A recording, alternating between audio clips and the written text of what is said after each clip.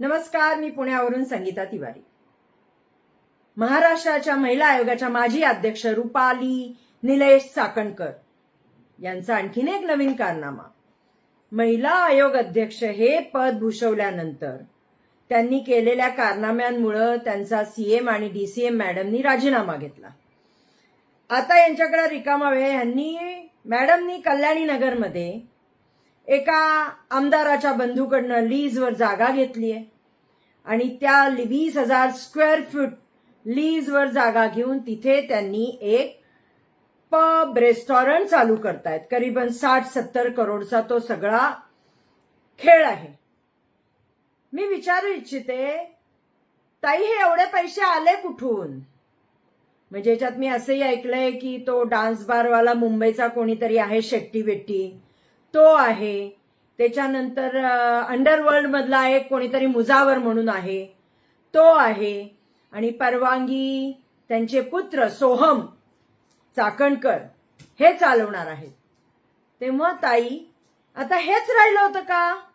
म्हणजे त्या मुंबईचा त्या शेट्टीने खेळ खंडोबा केला, त्या महिला नाचवलं तिथं, त्या बारबाला डान्स हे सगळे त्यांनी केले आणि देवाभाऊंनी ते त्याचं सगळं तिथं बंद केल्यानंतर आता हा बाबा तुमचा आधार घेऊन पुणे नाचवताय का? पुण्यातली पिढी बिघडवताय का? म्हणजे पहिलं महिलांना त्रास, आता आमच्या मुलांना, आमच्या तरुण पिढीला. म्हणजे काय चाललंय काय? 60 म्हणजे लोक म्हणतात 30-35 नाही, 60-70 करोडचं गणित आहे. एवढा पैसा आला कुठून? आणि तुमचे हे जर पार्टनर असतील आणि हे जर तुमच्या त्या रेस्टॉरंटला संरक्षण देत असतील तर कठीण आहे.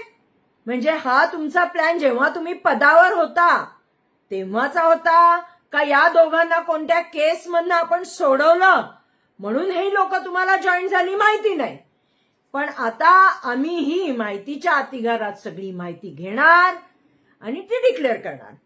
आमच्यावर खोटे गुन्हे दाखल करताना आम्ही तुमची खरी माहिती महाराष्ट्राला देतो, आम्ही तुमची खरी माहिती पुण्याला देतो की ह्या बाईंनी पहिलं तर महिला आणि आता पुण्याची तरुण पिढी बिघडवायचा कार्यक्रम ठेवलेला आहे.